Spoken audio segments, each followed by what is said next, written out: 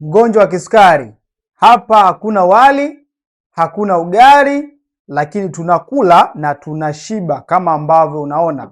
Hii ni sahani ambayo imesheheni protini pamoja na mboga za majani. Hapa kuna maini, kuna mboga za majani, mchicha pamoja na spinach kwa nyinyi ambao mnaifahamu ama Chinese, lakini pia kuna nyanya chungu, lakini pia kuna bilinganya.